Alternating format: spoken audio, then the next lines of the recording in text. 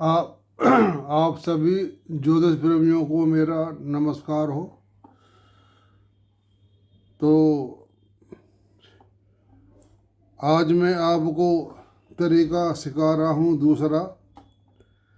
हमारे पाराशर पद्धति में कई नियम दिए हुए हैं फलादेश निकालने के लिए।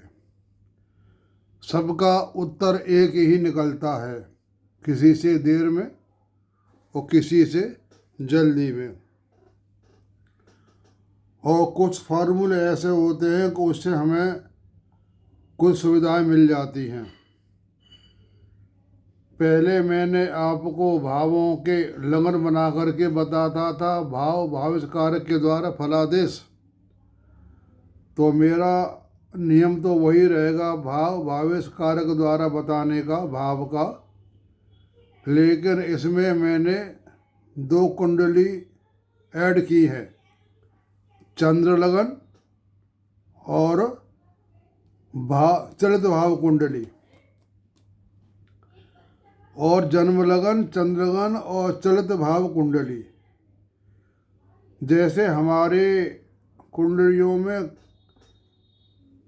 कालपुरुष कुंडली का महत्व है, उसी तरह हमारे कुंडली में चलित भाव कुंडली का भी बहुत महत्व है।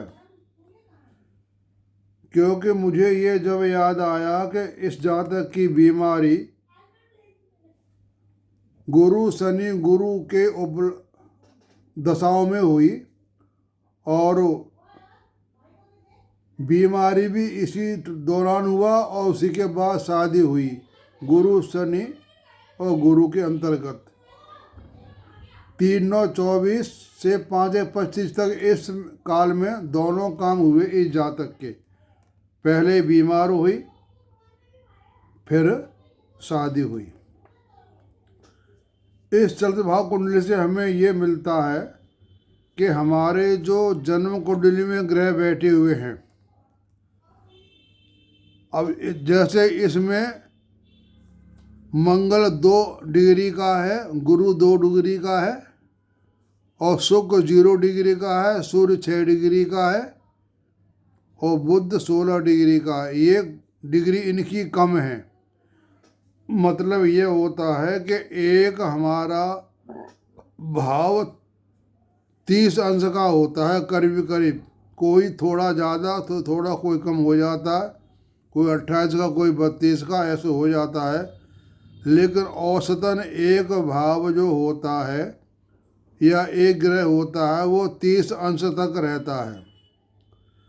अब जैसे हमारा ये मंगल 2 डिग्री का, गुरु 2 डिग्री का, 28 अंश यहाँ लगन में था। ये 2 जब अंश बचे तो ये चला गया दूसरे भाव में, समय आने पर उसका टाइम पूरा हो गया। ऐसे ही सूर्य हमारा 6 डिग्री का है, यह 12वें भाव में अपनी 24 डिग्री छोड़ आया था।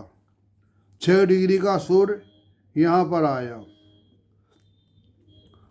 तो इससे क्या होता है कि जब हमारा दशाओं का जो फलादेश निकलता है वह ग्रहों के आधार पर निकलता है। कौन सा ग्रह दशा का फल किस भाव का देगा, तो यह बात हमें चरित कुंडली बताती है कि कौन सा ग्रह किस भाव का फल अपनी दशा में देगा। अब यहाँ देखिए, आप लगन में मंगल और गुरु आ गए हैं, जबकि जन्म कुंडली में गुरु मंगल तीसरे भाव में बैठे हुए हैं। वो यूँ आ गए कि यह लगन में 28 अंश बिता करके आए थे, 2 अंश बचे तो वो तीसरे भाव में पहुंच गए। लेकिन चरित भाव कुंडली ने बताया कि ये 2 ग्रह हमारे लगन में आ जाएंगे, तो ये लगन में आ गए। और बुध हमारा बैठा 12वें भाव में, तो बुध आ गया हमारे 11 भाव में। यह 16 डिग्री का था, 14 डिग्री इस ग्रह में छोड़ आया था 11 भाव में, तो बुध यहाँ हो गया। इसमें परिवर्तन हो गया, हमारे 2 ग्रह, 3 ग्रह, 4 ग्रह, 5 ग्रह का परिवर्तन हो गया। मंगल गुरु यहाँ आ गए, सूर्य शुक्र यहाँ पहुँच गए, बुध यहाँ पहुँच गए। अब इसी आधार पर ये अपना दशाओं में फल देंगे। वो मैंने ऐसे निकाला कि ये बीमार हुई थी गुरु शनि गुरु के दशाओं में, और बीमार भी इसी में हुई। जब हम यहाँ देखते हैं लग्न कुंडली में, तो यहाँ गुरु का कोई रोल नहीं आ रहा,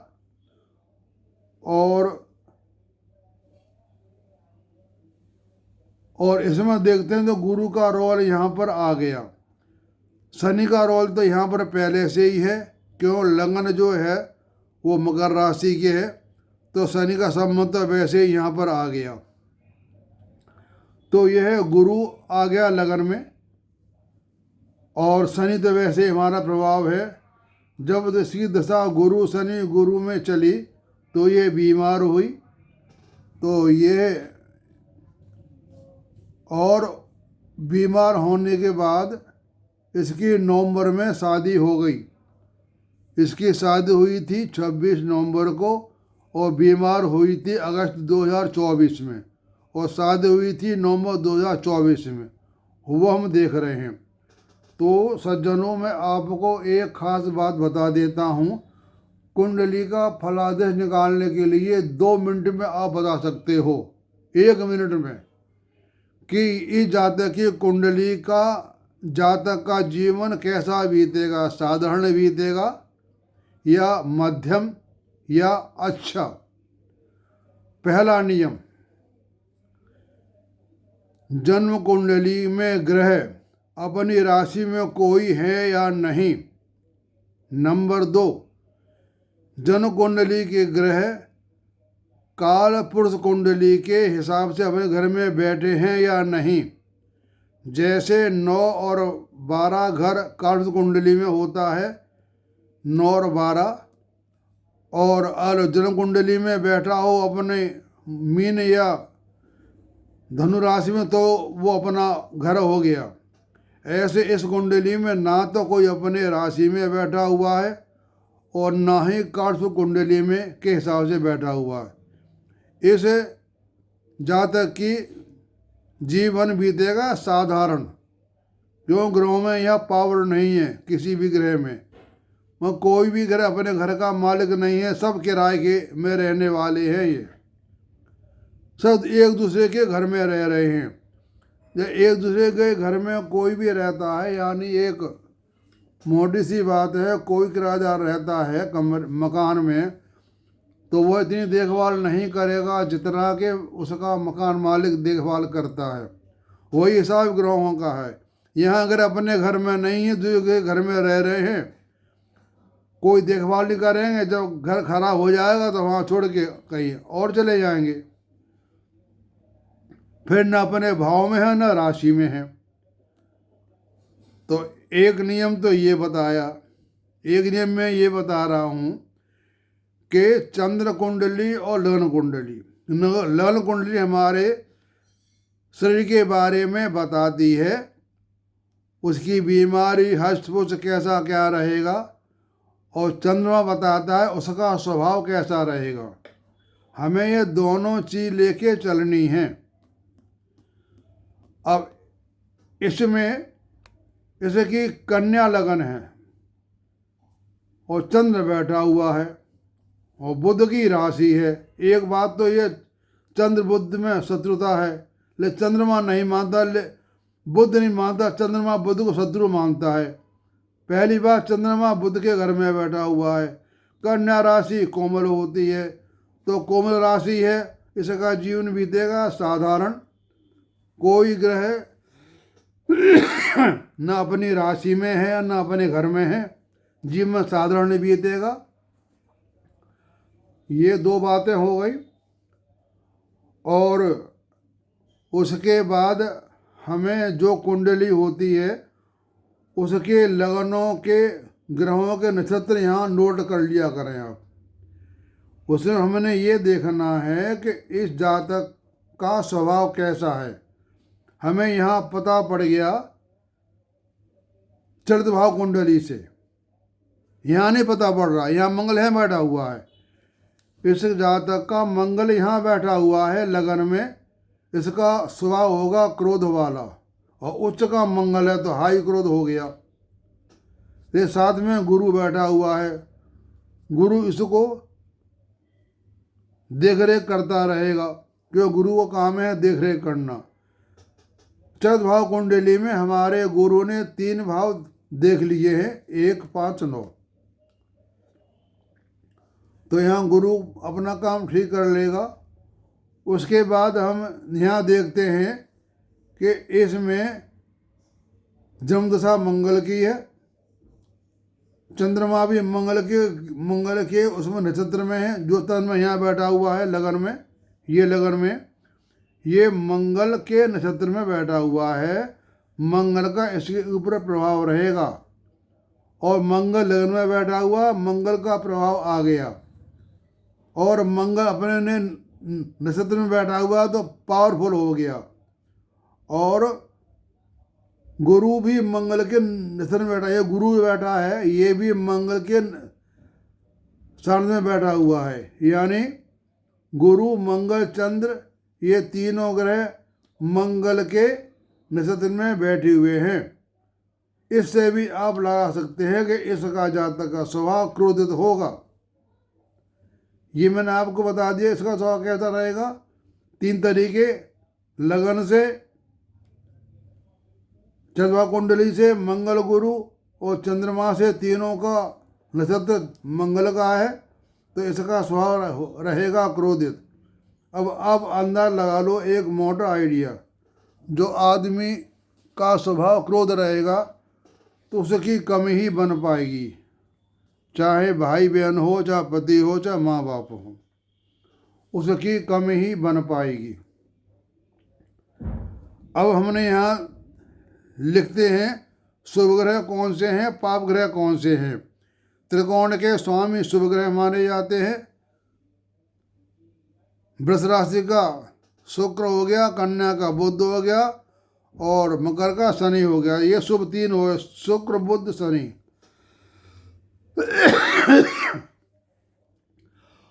पाप ग्रह माने जाते हैं 3, 6, 11। 3 का बुध है, 8 का 11 का मंगल है, और तीसरे का गुरु।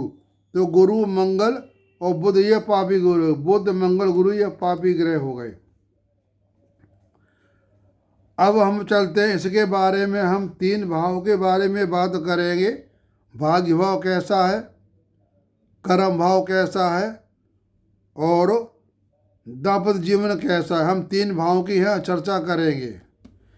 सबसे पहले लेते हैं हम कर्म भाव, 10वां है, शुक्र की राशि है, शुक्र लग्न में बैठा हुआ है, ये संबंध बना रहा है। लेकिन चल भाव कुंडली में जब देखते हैं तो ये संबंध इसका यहाँ से हट गया। यानी जन्म कुंडली में शुक्र संबंध बना रहा है, लेकिन चल कुंडली में शुक्र पहुँचेगा 12वें घर में, माना हानि भाव में। इसका कर्म भाव गया हानि भाव में, लग्न कुंडली में, लगन में। ले यहाँ से पता पड़ता है कि कौन सा ग्रह कहाँ का फल देगा। शुक्र सका है वो 12वें भाव में पहुँच गया, नंबर 1। नंबर 2, उस 12वें भाव में सूर्य जाके और बैठ गया, जो अष्टमेश है। अब ये हमारा होता है सैया सुख। इस जातक की अपने पति के साथ खास प्रेम नहीं रहेगा, आपस में चलता रहेगा, क्योंकि शुक्र के साथ सूर्य में आता है, ये गुरु स्वभाव का है। हाँ, अगर यह मंगल बैठा होता शुक्र, तो शुक्र मंगल जब एक जगह बैठे होते हैं तो उनकी आपस में अच्छी बनती है। शुक्र हो गया औरत, शुक्र हो गया शुक्राणु, मंगल हो गया रज। तो जब दोनों ग्रह एक जगह बैठे होते हैं, वो पूरी कुंडली के आधार पर ही बताते हैं कि शुक्र मंगल अच्छे हैं। ऐसे नहीं कि बैठे हो बता दिया। जन्म लग्न कुंडली देखेंगे, चंद्र कुंडली देखेंगे, और चल भाव कुंडली देखेंगे। चंद्र कुंडली स्वभाव देख लिया, यहाँ से बीमारी देख ली। यहाँ से जब दशाएं आती हैं तो यह ग्रह ऐसे फल देंगे।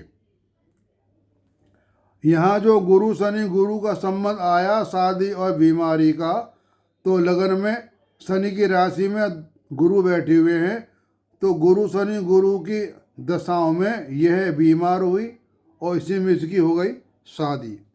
अब लेते कर्म भाव। कर्म भाव हमारा ये है, ये 10वां कर्म भाव है। इस भाव को अपना स्वामी नहीं देख रहा तो इसको मिल गया 0। मतलब यहाँ कोई ग्रह नहीं बैठा हुआ, इसको 0 मान लिया। 1 2 3 4 5 6 7 8, 1 2 3 4 1 2 3 4 5 6 7 8, तो ये 0 मान लिया। कारक यहाँ का है बुध, बुध का भी कोई संबंध नहीं आ रहा यहाँ से, तो यहाँ भी 0 हो गया। सुख देते देखते हम हमेशा हम चौथे भाव से, तो 1 2 3 4, चौथा भाव हो गया लगन। ये रहा लगन। यहाँ गुरु मंगल बैठे हैं, तो ये हमने टिक मार दिया, ये ठीक है।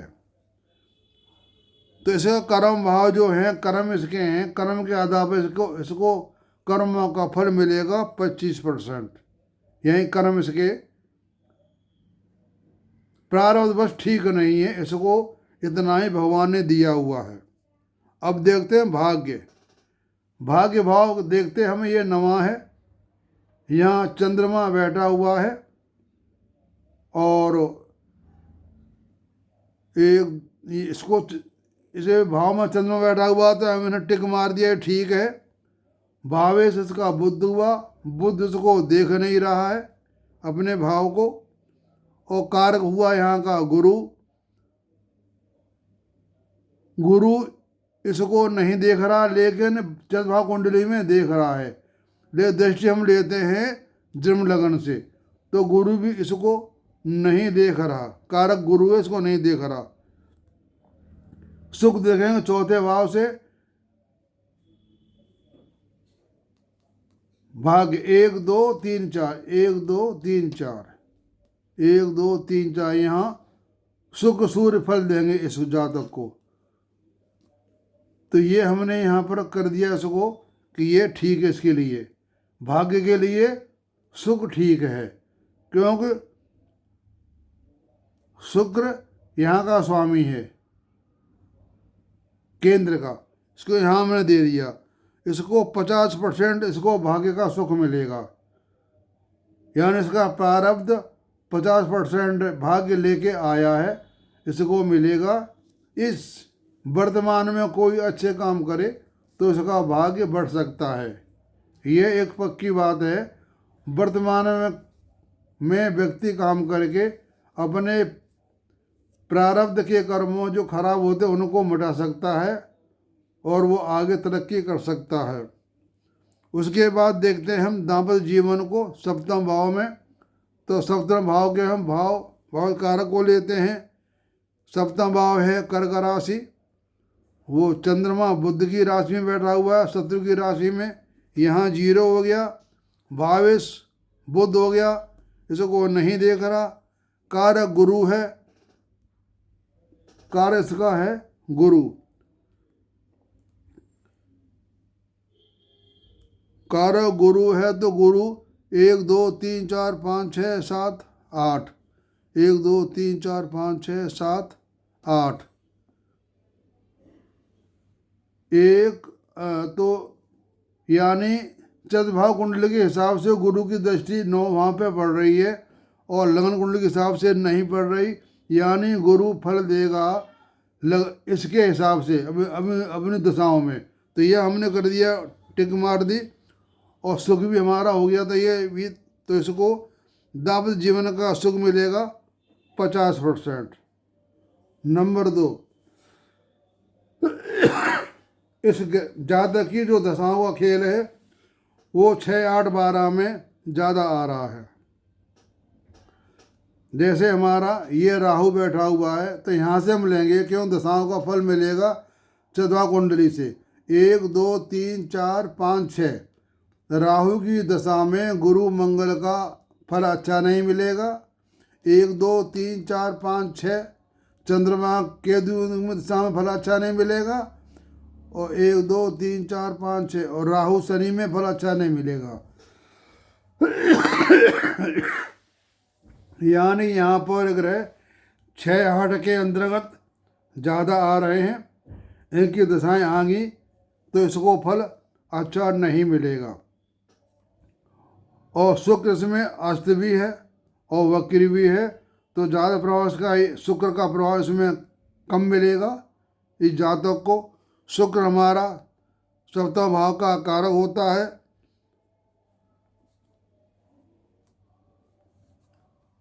शुक्र उसको देख रहा है और यहाँ से 1 2 3 शुक्र उसको देख रहे, यहाँ चतुर्थ कुंडली में नहीं देख रहा, वो दशाओं के लिए हमें कर दिया। शुक्र अपने भाव को, अपने घर को देख रहा, तो ये 2 हमें कर दिए। कर्म भाव यानी व्यवसाय कह लो, कर्म कह लो, रोजगार कह लो, 25% मिलेगा। भाग्य 50% है और दाम्पत्य जीवन 50%। तो ये मैंने आपको इस तरह ये नियम बता दिए कि हमारी कुंडली में फल करने के लिए नियम बहुत हैं। और मैंने ये नियम निकाला है कि जन्म लग्न ले लो, चंद्र लग्न ले लो और चतुर्थ भाव कुंडली ले लो, तीनों का आपस में मिलान करके उसके बारे में बताएं कि इसका जीवन कैसा बीतेगा। आप सबको सुनने का धन्यवाद और आप सबको नमस्कार।